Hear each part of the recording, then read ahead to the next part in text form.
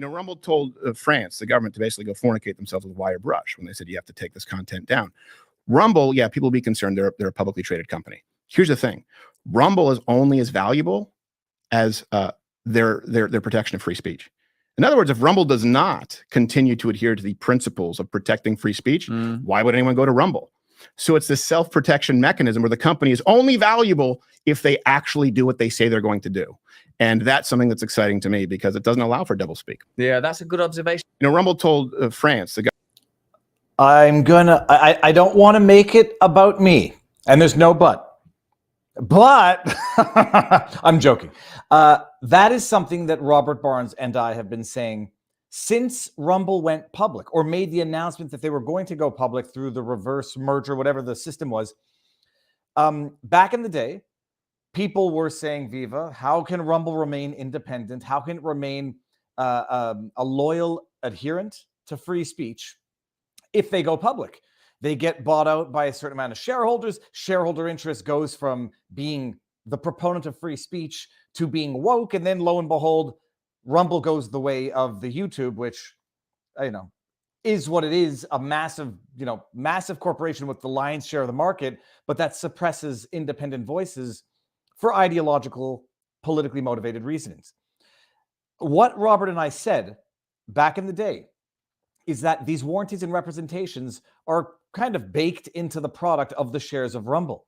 That's how they sold themselves to shareholders. It's not so easy to just say all of a sudden, well, now we're going woke, without potentially running into problems. Problems being the value of the company, among other things. The second issue was that, I don't exactly know what the corporate structure is, but I don't believe that voting can be so easily transferred, if at all, and will remain bestowed to Chris Pavlovski, who, so long as he remains alive, healthy, and loyal to his message, if he doesn't get corrupted somewhere along the line, if he doesn't, get out of the company for whatever the reason, the risk is always there because there are no certainties in life except for life is change and life is uncertainty. But it's, there's reasonable assurances in if you have to bet on something, and if you have to bet on your future as a content creator, and you have to bet on joining a platform that's going to respect free speech, Rumble is the only alternative. I mean, you could try to build your own internet, but Rumble is not just the only alternative, but it's becoming an ever increasingly viable alternative, successful, viable alternative. And by the way, in case anybody hadn't heard the big news, let me just wrap my headphone around there. In case anybody hadn't heard the big news, Steven Crowder just signed with Rumble, or they announced it. I tweeted it out yesterday. Let me see, maybe I can find the tweet of Steven Crowder sitting with Chris, signing his contract and making some jokes. Let me see where this was. Where? I know that I saw it. I tweeted the video out, and I'm losing my mind. Anyways, so Crowder has signed with Rumble. I know nothing of the deal. Here it is. I got it. I know nothing of the deal. None of my business. But it's big news. Yeah, let's play this for everybody who hasn't seen it. While we await the man of the hour. In fact, I forewarned him it'll be the man of the hour and a half, Chris Sky. Let me see if he's texting me here. Okay, beautiful. Let's just play this real quick, lack. Chris is in the backdrop. Chris, 1 second. While people trickle in, let's just play this real quick video so everybody knows the big news. But what we do, you guys know, betting on ourselves, and Rumble is a hedge on those bets because they actually support. But what we do, you guys know what we do, right? Absolutely. It comes with there are going to be some headaches. Not everyone's going to be thrilled with this. YouTube. Chris has seen his fair share of headaches. No, Rumble. No, it's Rumble. It's Rumble. Okay, we've got Chris Sky in the backdrop. For those of you who don't know who Chris Sky is, I don't think anybody in the chat doesn't know who Chris Sky is. So I'll bring Chris in. He's going to give the 30,000-foot overview. I asked for 90 minutes of his time. I said, long format. We're going from childhood to present day, running for the mayor and everything in between. So he's ready. He looks stoked. I'm bringing you in 3, 2, 1. Sir, let me zoom in like this. Okay, how are you doing? I'm doing awesome, brother. How about you? Very good, very good. So we've never met in person. I think we may have been incidentally at the same rallies at some point at the same time, but I've never met you in person. But look, anybody who's been involved in the COVID hysteria over the last 3 years knows who you are and either loves you or hates you or anywhere in between on that spectrum. Chris, for those who don't know, 30,000-foot overview, who are you? Well, you said you wanted to start from childhood, or you want to start from COVID? Well, we're going to 30,000-foot overview, who you are now, but then we're going right back to childhood. I know a bit of your childhood. I've been watching interviews all morning. But awesome. 30,000, go for it. 30,000-foot overview. I would consider myself an advocate for human rights, an advocate for freedom, and somebody who's spreading the message of just say no and united non-compliance, not just here, but all around the world. I've been speaking all around the world. I've been taking action all around the world. And we need people to realize that this is a global problem, and it's going to be a problem that the people are going to have to solve themselves. They're not going to be able to really look for federal politicians to save them like they've been trying to do. And we're going to get into the non-compliance strategy philosophy in a bit. You're 36 years old now? 39. 39, looking good, man. And born and raised where? I was born in North York, Ontario. That's a suburb of Toronto. I was born basically at Jane and Finch, which people of the area now know is not a very nice area, kind of a rough area. But then I grew up in Woodbridge, Vaughan area. I've moved around all different municipalities. Since then, I graduated high school at Woodbridge College. I graduated with honors, obviously. I graduated with just under an A+ average. I also graduated with the maximum amount of allowable absences because I was the last year where we had grade 13. So we were actually 18 years old in high school. So we could legally just sign ourselves out and leave whenever we wanted. So I looked at the rule book and I saw how many days I legally had to be in school to graduate. So I made sure I was there just the exact number of days I had to be. And I still did very well. I got scholarships to various universities. I went to York University because it was actually close to where my office was, because I was working at the family business while I was actually going to school at the same time for medicine. And then the family business got a chance to expand when I was around 19 from a building corporation into a develop, design, and build corporation. And when I saw let's just say the potential versus the career path I was taking in school and the trajectory on which that career path would be taking me. And I decided to leave school where I was doing very well, but I didn't really like it. And I went into the corporate world. So I've been in the planning, development, design, and build world since I was around. I've been in the building world since I was like a child, but I've been in the development world since I was 19 years old. So I've been dealing with the government virtually my entire adult life. So I'm in this very unique spectrum where I'm in both sides of the fence. Like I was in the private sector, but I had to deal with the government virtually on a daily basis. Now, the thing that makes it special is the government doesn't really have budgetary or time constraints, as we all know. If something they tell you it's going to cost $1 million, they'll end up spending 10 million. If they tell you it's going to take a month, it'll take a year. We don't have that luxury in the private sector. So I had to work within their bureaucracy, cut through their red tape, and work within the budgetary and time constraints of the private sector. So I developed a very unique skill set, we'll say, and not just with communication of people of all walks of life, but of getting things done quickly and efficiently, and understanding the implications, especially of political decisions with regards to development. And that's what we're seeing right now with this whole Agenda 2030. That's literally what I was doing my entire life, is looking at blueprints, looking at policies, and seeing how it's going to affect how people are going to be living their lives now and in the future.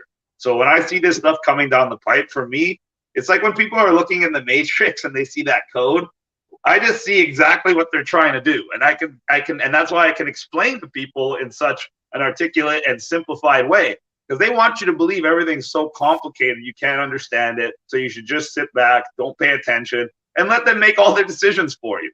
But we all know what happens when somebody else is making decisions for you. Number one, you're not going to get the result you want for yourself. And number two, you're not going to get the optimal result, because nobody wants better for you than you. So if you're not paying attention and you're allowing the government to make all these decisions for your life, or you're simply complying with the government whenever they tell you to do something, you're going to end up worse off virtually every single time. And that's basically the main message that I've been trying to convey to people all over the world since I started speaking out since the start of COVID, that when it regards to COVID, everything they told you was about health and safety, had nothing to do with health and safety. It was all about power and control. And everybody that still wants to doubt that, a lot of people woke up to that reality, but a lot of people still doubt that reality. Well, if you doubt that reality, number one, we already have so many studies that have come out now that said masks did basically absolutely nothing. And we all knew that. Let me stop you there. New York Times opinion piece, virtually, I'll pull it up while you continue talking, literally said, masks did nothing. Did we learn anything? Just to add it to the list of things that the experts and the authorities got wrong from the beginning. Exactly. So we know the masks did nothing to help you. They definitely didn't make you healthier or safer. But what did they do? They showed that you're compliant. They showed that you're scared. They perpetuated the idea that everybody else should be scared. And it led to all the other restrictions. So there you go. That's exactly what you don't want. Then what did we find out about the jabs? At first, they were almost 100% effective. By the time everybody started dying suddenly, they basically told you that natural immunity is far more effective than any of the jabs you could take. They also let you know that the more jabs you took, the less healthy you're going to be. But crazy conspiracy theorists like us that warned you that the jabs weren't going to work and warned you that they were going to try to make you take more and more and then try to use them as a way to exclude you from society were obviously all wrong. But no, we weren't. So once you see go ahead. No, I'm saying we're getting way ahead of it and not that I want to avoid talking about this. We're going to talk about this. This is just, I haven't gotten through your childhood yet, Chris. Okay. Sorry. I'm going to leave that in the backdrop so that we can get to it. YouTube, that's New York Times, and what's the one I have up here? NBC News. Okay, Chris, a few things you said. You moved around a lot as a kid. First of all, your real last name is Saccoccia? Saccoccia. It means pocket in Italian. Okay, and now pocket? Pocket, like, yeah. Oh, Saccoccia, like a Saccoccia. Why did you move around so much as a kid? Were your parents together, divorced? Were you moving? No. My parents were together since they were 13 years old. I'm the youngest of three siblings. I have two older sisters. I'm the only son, and I'm the youngest. I was born in North York. We moved to Woodbridge when I was just a couple years old, and that's when my parents had built a house there. And I lived in Woodbridge until I moved out of my parents' house when I was 21. From there, I moved around because I was doing different developments in different areas of Ontario. So I would buy a house from myself, live there, and then sell it and buy another house for myself somewhere else. It was more of I was moving around more for business purposes than anything else. And I presume the laws are the same in Ontario in terms of primary residence being tax exempt, so you can flip residences and actually make a decent income doing that. Yes, of course. That's what lots of people do. Even foreigners do that to try to do that here. But you can definitely do that as a Canadian resident, and that's what I was encouraging lots of people to do that, especially during the booms. Because as someone who was developing and building, I can tell you right now, about 15 years ago, we were building townhouses in Woodbridge, Weston and Rutherford area, and they were around 2,000 square feet, going for $330,000. And then 15 years after that, we acquired the land literally right next door to what I built 15 years prior. And the townhouses that looked a little different, but of the same size, equivalent value, were going for over $1 million by then. So it's safe to say that real estate was a great investment, but it's also safe to say that the cost of real estate and the cost of living in general is really outpacing people's cost of wages. And that's what this whole Agenda 2030 is all about. It's all about the fact that they know they can't keep up with people's cost of living. And so they're trying to get everybody used to having a lower standard of living, much lower, to the point where they believe they can sustain it for as long as possible. And you already saw massive riots in France. Did you see those riots today? Oh, yeah. What were they rioting about? I didn't see the ones from today. What's the most current riots about? Because they're raising the pension age. Why are they raising the pension age? Because they know that the pensions are already broke and they can't pay people. So they want to make it so you're, instead of 65 getting it, so you're 70. That way, a whole bunch of you are probably going to die before you can even get the money. And then when you do get the money, it's worth even less anyway. And the argument was, once upon a time, well, average lifespan has gone up now, so the pension has to go up because people are working longer, except I think over the last 3 years, lifespan has gone down, and I suspect the same in France as in America. Okay, before we get into the substance yet, okay, so you're youngest of three, parents in the development world, that's what your family business was. if people are looking at you now, they're going to see a big burly guy with lots of tattoos. But as a child, were you a troublemaker? Were you bouncing around high schools? Were you? I love the fact you say, yeah, I graduated with honors and an A+.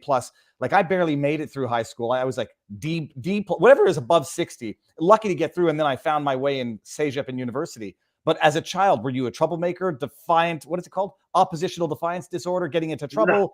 or were you like a good boy, so to speak, in quotes? When I was in grade 3, 4, and 5, I went to a private school where my sisters actually went. And in grade 3, I was so well advanced that they actually wanted me to skip 2 full grades, not just 1.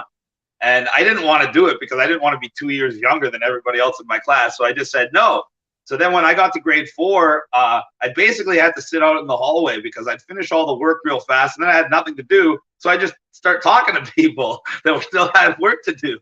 So it ended up being an awkward situation for me. I ended up staying there until grade 5, and then I left because I didn't really like the private school. I didn't like the idea of being around these wealthy kids, the status. I would get into arguments a lot because we had different ideologies, I guess you could say. I was more from a working class family background, and these people were of like social status. So I didn't really get along that well with them. And we went, even though I had great friends, don't get me wrong. But then I ended up going to a different school in grade 6 called Pine Grove. And we went there because my family wanted me to go to a school called Woodbridge College. It's not anything special, but it was seen as one of the better schools in the area. The other options being schools like Father Bressani. And if people from my area know, no, it was probably a better option where I went. I ended up going to Woodbridge College from grade 7 all the way up to grade 13. You look like you know something that I don't know about that Father's College. Does it have a bad reputation? That it does. It does. It has a bad reputation for churning out, let's just say, underachievers. All righty. Okay, interesting. So and no trouble with authorities, trouble with the law as a kid. You succeeding in school. Well, when I was in high school, they already started calling me defiant because the teachers would give me orders of things that I thought were ridiculous. I would just say no, like I do right now. I tell everybody, just say no. When someone tells you to do something you know is not in your best interest, it doesn't matter if they're supposedly an authority figure.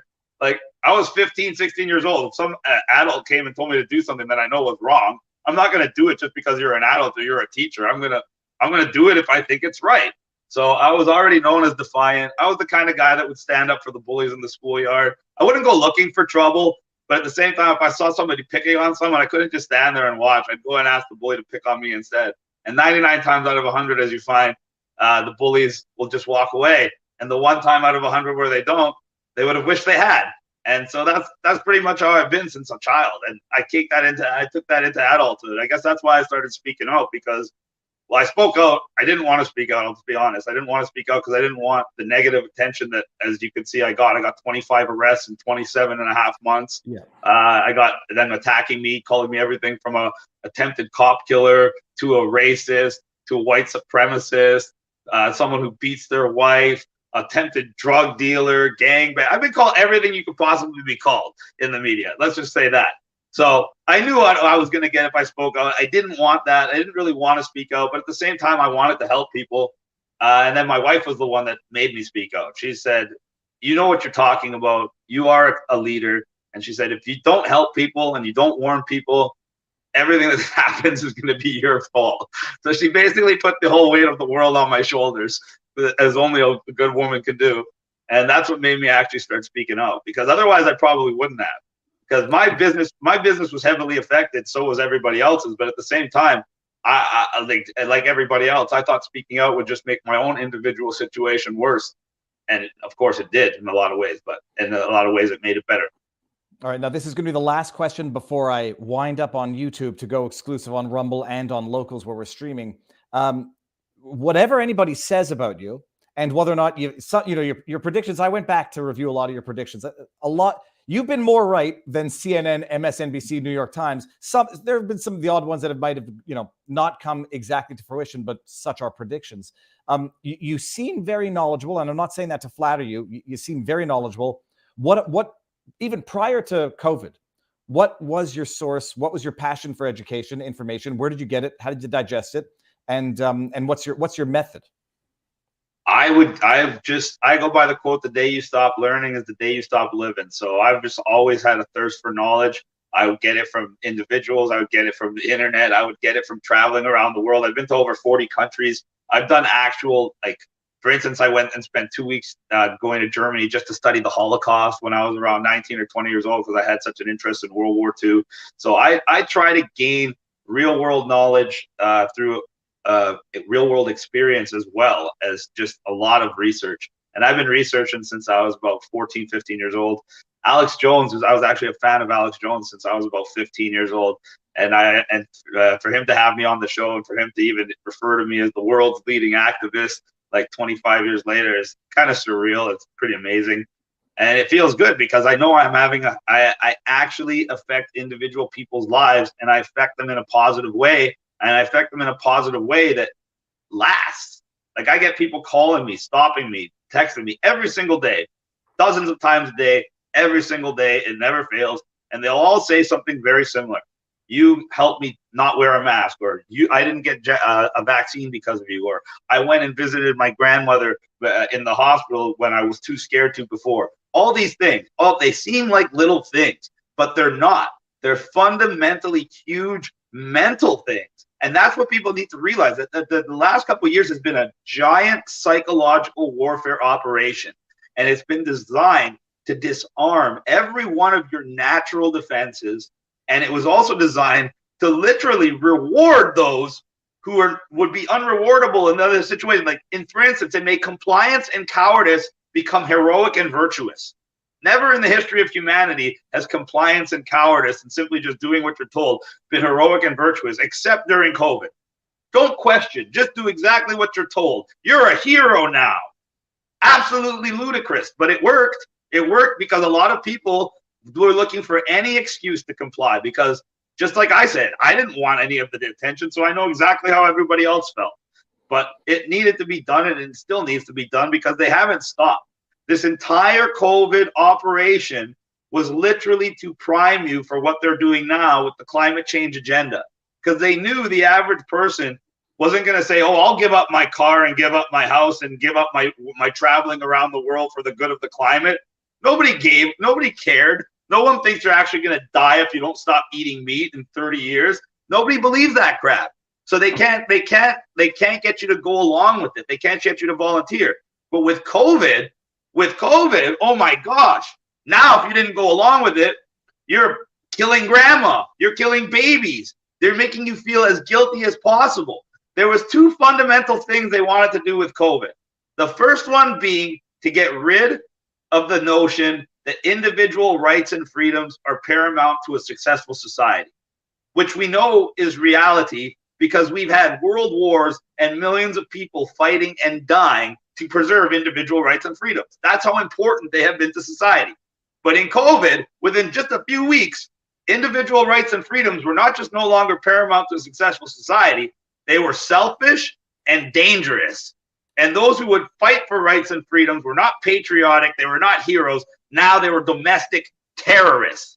That was a huge, huge, fundamental shift in human thought and human consciousness that they perpetrated on the entire world after generations and generations of believing one way. Within a few months, weeks, in fact, 2 weeks to flatten the curve.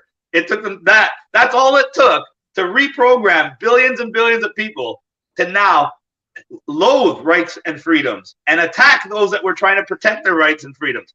The second thing that they needed to do was to get rid of the notion of individual responsibility, because individual responsibility leads to independence. Independence leads to freedom. So they need you to get used to the idea of collective responsibility. It's straight out of every communist playbook, straight out of every Marxist playbook. This way, now the government and everybody else are partially responsible for every decision you make. So now the government's involved in every aspect of your life. Nobody would have agreed to this except with COVID. So now, 2 years later, we went from a society where individual rights and freedoms were paramount to a successful society to now rights and freedoms are selfish and dangerous. And we went to the fact that sorry, I just hit my foot there. And we went to the fact that we need to give, and we went to the fact that we have collective responsibility. So now I need to wear my mask to protect you. You need to wear your mask to protect grandma. We're all in this together. That whole garbage bullshit. And what does that prime us for? That primes us perfectly for the next phase of programming, which is the climate change agenda. Because a pandemic can only last for so many years. The climate change agenda can last for generations. And in order for you to accept and volunteer for climate change servitude, we needed to get rid of the notion of individual rights and freedoms, and we needed to install the notion of collective responsibility. So now the next phase is 15-minute cities, personal carbon allowances, and people write those words down, digital IDs, digital currency, and I use those as one basically because they're going to come out almost together. And then finally, they're going to connect this all with a universal basic income that people are going to require because they're going to use a combination of an increase in cost of living due to inflation highly outpacing wages and supplemental income, combined with a whole new system of taxing you in the name of saving the planet. So now we're at phase 3. Individual rights and freedoms are selfish and dangerous. And now you have to give them up, not for your health and safety and not just temporarily because of a pandemic. Now you have to give them up forever and for the good of so-called Mother Earth. See how they tiptoe you to tyranny? It's always one step at a time. And so how do people think that this collectivism is really this dangerous? And why are 15-minute cities so dangerous? And how are they going to tie in the carbon and climate scam into this? Well, as you saw, everybody tells you a 15-minute city means that everything you need is going to be a 15-minute walk or bike ride. Why don't they mention cars?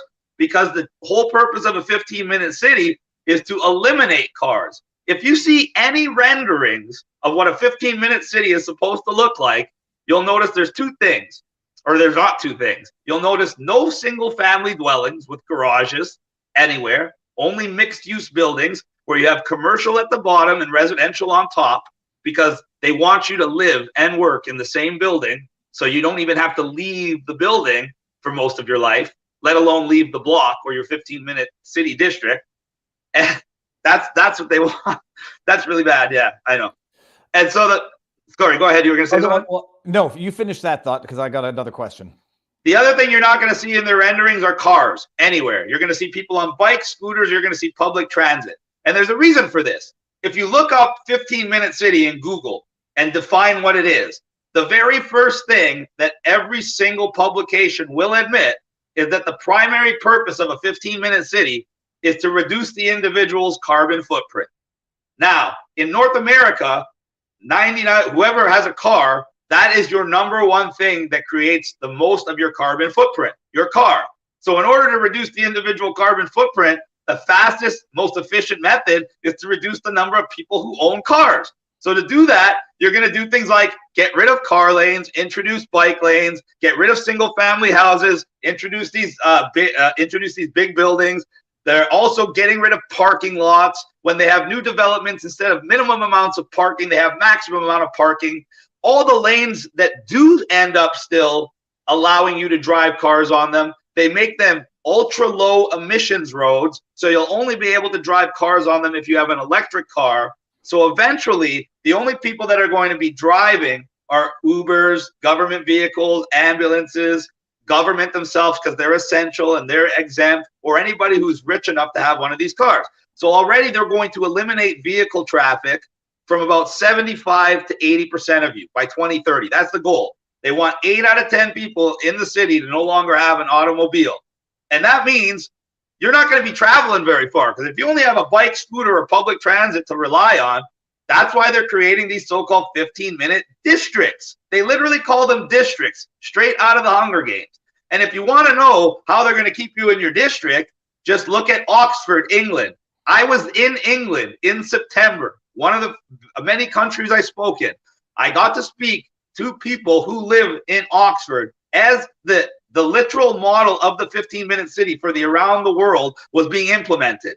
In Oxford, England, they now have 6 separate districts. These districts are separated by physical barricades with actual bollards, and they also have traffic cameras that will scan your license plate and fine you if you try to drive through to the other district. You're only allowed to leave your district up to 100 days per year under this plan, and only at certain times. And if you do, right now you get a fine. How long will it be till you get arrested or killed, like in Hunger Games? Right now, they're also telling you if you want to leave when you're not allowed, you have to get special government permission to leave your district. So they're trying to tell you, oh, that's just Oxford, England, but that's not going to happen here. Meanwhile, they have now expanded that to all other parts of the UK. While they are rioting in the streets, while they voted, 94% of the public voted no against these measures, the government still is implementing them, you know, for your own good. And now they've already announced in Canada, 15-minute cities, Edmonton, Vancouver, Toronto, Ottawa, even smaller places like Kitchener, and even really smaller places like Guelph are all doing this. And there's no need to do it. They're doing it because they're being paid to do it. So they're getting all these federal dollars to implement these so-called measures, and they're putting that money in their pocket. So they're basically getting international money from the World Economic Forum paid to our crony politicians to push and implement these agendas against the will of the people, against the best interests of the people. So once you have your 15-minute city set up with the physical barricades, the cameras, and they have it set up so you can only go out of your district at certain times a year, how else do you think they're going to keep you there? The next levels of tyranny are psychological and financial. So now we're going to have something, the most propaganda you're ever going to see. You want a prediction? Here's a prediction. A massive multi-billion-dollar propaganda campaign over the next months to year that's going to push people to voluntarily track their carbon footprint. That is going to be the biggest thing you see. They already have an app for that, Chris? Hold on, before you even go on there, I just want to bring this up because this is I started with the title. The 15-minute city freakout is a case study in conspiracy paranoia. Far-right protesters in the UK claim that Oxford's traffic control plan is part of a global authoritarian plot. What the heck is going on? I just want to get down to this part here. At issue, I mean, this is after they've primed you to believe it's a conspiracy theory. At issue was the proposed introduction of 6 new traffic filters. I don't like that. Here, intended to limit car use through residential parts of the city at peak hours. Monitored by automatic license plate readers, these filters would fine drivers from outside the county of Oxfordshire who entered central areas during high traffic periods. Oxford residents will be allowed fine-free peak hour access for 100 days per year, with residents of the wider county able to apply for a 25-day fine-free access permit. It's a conspiracy theory, but it's a conspiracy theory that's exactly as I explained it, right down to the 100 days that you're allowed to leave at the certain times they say, and right down to you having to obtain special permission if you want to leave at another time. Okay, Chris, okay. I want to move off YouTube, but I want to end with one thing because no one will say that I've conducted a serious interview if I don't deal with one issue. You sort of touched on it a few seconds ago, and no, I'm not going to belabor it as others have done, but you're called lots of names. If I can pull up your Wikipedia page, I'll pull that up in a second because there's a hilarious one in there. And wait, I want to just cut you off for 1 second. Yeah, on that Wikipedia page, mine is the only Wikipedia page in the world that cannot be edited. Well, okay, look, you guys can go through it because it's hilarious. The one I found funny.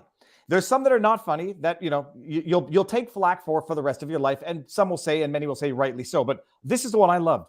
Following his arrest in Thunder Bay, Sakochia and his associates demanded free food at a restaurant in Sault Ste. Marie. When the owner declined, the group began to leave negative online reviews at the business.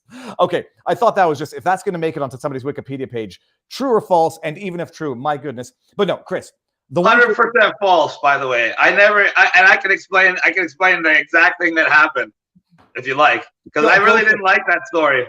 Because when we were traveling anywhere, what we would do is we would find restaurants that were freedom fighting restaurants that wanted to like not do vaccine passports, that wanted to remain open when they were told to close. And we would bring them business and we would make sure we paid them and gave them tips. We never asked for free food from anybody. I started a nonprofit called Back to Work, where I literally took time out of my day to go and visit hundreds of people who own small businesses and taught them how to go around the restrictions, taught them about special clauses in their leases so they would be able to keep their businesses, keep their homes, and keep feeding their children. So the idea that I would ask for free food from a restaurant is preposterous, number one. And number two, that especially a restaurant that hated us. Why would we go or even contact a restaurant that's openly against us online? This woman made up the entire story so she could get a CBC article. But Chris, and the idea that somehow leaving bad reviews, I mean, that's a tactic that has been used for cancellation by other factions as a strategy, that would make it into a Wikipedia page, but that's an immaterial accusation, the one that you take flack for, and you'll take flack forever. And I question myself, I was like, how long does someone either have to answer to, apologize for, or not apologize for something before it's baked into the cake, you deal with it, and you either decide if you write that person off for the rest of their lives as a human being or not. The Facebook post, the Holocaust denial Facebook post, and I'm not going to go into this for a half an hour, so don't worry about it. I want to talk about it though, because there's no such. I do not deny the Holocaust. Number one. Well, I question the number of 6 million, and I can explain why I question the number of 6 million. Hold on, because I watched your interview with Rebel News, and I saw the argument. I'll just preface this by saying there are, in my view, there's three types of Holocaust denial. One is it never happened; it was a big lie, like it never happened. The other one was it happened, but it was facilitated by a globalist elite, Zionist elites to justify the claim to Israel. Others are that it happened, but the number is exaggerated to further the claim for the state of Israel. And then, you have your spectrum in between. I don't believe that, and I know this might be very shocking and horrifying to say, I don't believe any of this discourse or affirmations should be illegal. I actually believe that the laws that prohibit people from having baseless, offensive, and maybe even quasi-dangerous in an ideological sense, it doesn't actually remedy anything. It just exacerbates a problem by saying, why can't we talk about it? Which then further cements the idea or solidifies the idea in the minds of those. Your Facebook post, it's 10 years ago, right? Give or take? Yeah. Just, I'm not going to pull it up. It says the number's exaggerated. It's part of a Jew history lie. What is the context of this? I know back in the day, and I'm not trying to steel man your defense to this in as much as you might have or not have one. Back in the day, people regarded the internet as the source for edgy content. You'd go out there, you'd make offensive jokes, you'd say stupid things, and that was the humor. Nobody was looking at it in the way that they're looking at it now. That's why people get into a lot of trouble on Twitter for using the N-word 15 years ago when edgy shit was what was on Twitter and the interwebs. I understand the rationale, which is that you question the official number. People will say, by questioning the official number, the intention, the motivation is to minimize it, to say that it's not as bad as it was.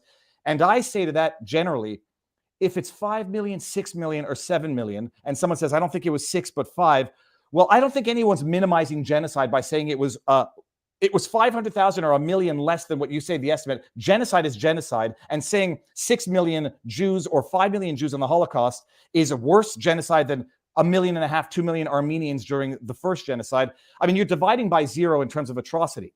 But what was your rationale? What was your thought process when you made that post? And I guess the other question is, at the end of the day, do you regret it, and do you wish you hadn't done it? Well, very simple. Because like I said, I actually went to Germany and spent 2 weeks studying the Holocaust, going to actual concentration camps, seeing the different areas where they kept POWs versus the Jewish people. And I saw the differences. So I know the Holocaust was a real thing. I also talked to about 12 different Jewish scholars. And these are Jewish guys that studied the Holocaust longer than I had been alive at the time. I was only like 20 years old. So every single one of these guys, I asked the exact same question. How many people died in the Holocaust? And every single one of them gave me a different answer. And two of them gave me very specific answers that I'll never forget. One of those answers were, we don't know, and anybody who tells you they know is lying. And the other one was, we will never know. So taking that into account, when people understand that the people that came up with the idea that 6 million died, the original estimate, and we have to use the word estimate because that's what it is, because nobody knows, was 18 million. 18 million was the first estimate for how many Jewish people died in the Holocaust, until people pointed out that there weren't even 18 million Jewish people alive on planet Earth at that time. So then the same people that came up with 18 million just arbitrarily transformed that number into 6 million.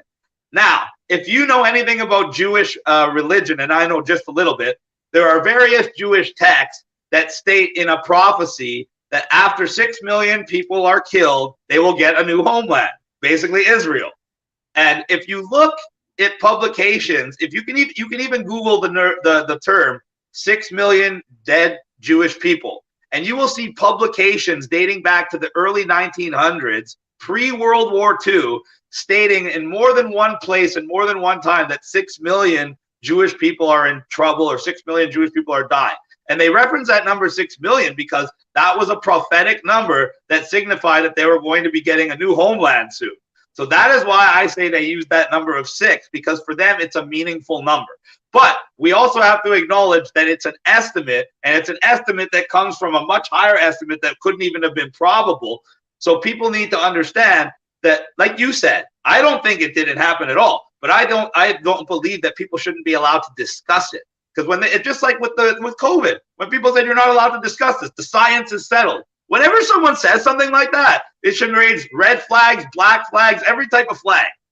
Well, this is the argument, and I won't belabor it more than this. Is that, and I agree that people should not be legally precluded from discussing these things, and I also believe that there is on the spectrum, the sliding scale of like Holocaust denial, what is called Holocaust denial, where they include in that contradicting the number versus it never happened or it was all an orchestrated plot. And in which, by the way, I'm still interested in hearing what people have to think about this, because I want to know what they think about this, and I don't want them being legally precluded from saying it. So I don't know who thinks it was a grand scheme, that a slaughter allowed to happen, so that the Jews can claim the state of Israel. And by the way, I just brought up a chat that said, "Viva, do you know something about Jews?" Chris, my grandfather came from Poland, so escaped in 1936. It doesn't offend me to hear you say any of this. And reading the post, I say, okay, look, it's provocateur, content creation, like was the norm. It was meant to provoke engagement on the topic. Exactly what we're doing now. And now, but then the steel man of the counter argument is that people will say, by denying the number, you minimize the atrocity and therefore try to ignore it, or some might even say, encourage another one. Oh, really? In that sense, okay. So when Stalin killed millions and millions of people, more than that in Russia, does that make it more or less important than the Holocaust based on the number of people that died? Well, that is a debate that is actually used to explain a lot of resentment that people do have, where Hitler is the greatest tyrant of all time, when other tyrants have been responsible. Way more.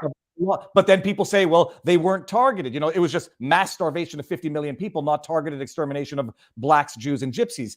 But all I'd say, and I don't want this to turn into the entire discussion, yeah. you will be answering for that post for the rest of your life, probably.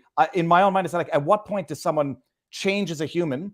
And at what point do I say, even if they meant it in the most vitriolic, anti-Semitic way possible, at what point do we write off everything that human has to contribute to society for the rest of their lives? Because that's certainly not how you remedy or heal any of the discriminatory sentiments that might have been implied with that statement. But and I don't know what that has to do with anything to do with COVID mandates or climate change or all these other things that they're trying to do to us. I'll tell you what it does. It allows Wikipedia to write you off as a human for the rest of your life, because 10 years ago you might have put out a stupid post. That's what it is, which is why I think we've addressed it. I'm satisfied in my soul, and now we can go to continue talking the current stuff without having written off someone who might have still something of value to contribute to the world as we know it. Chris, I'm going to end on YouTube and stay on Rumble. It changes nothing from our end. Everybody out there, go do it. Let me just put the link in there one more time, because we're not yet done with the conspiracy theory of Oxford City. And then more, and then getting into you running for mayor in Toronto, where you will expect some of your historical tweets and posts and whatever to come up again. Everyone? Oh, of course. All right, we're going over to Rumble and locals in 3, 2, 1 now.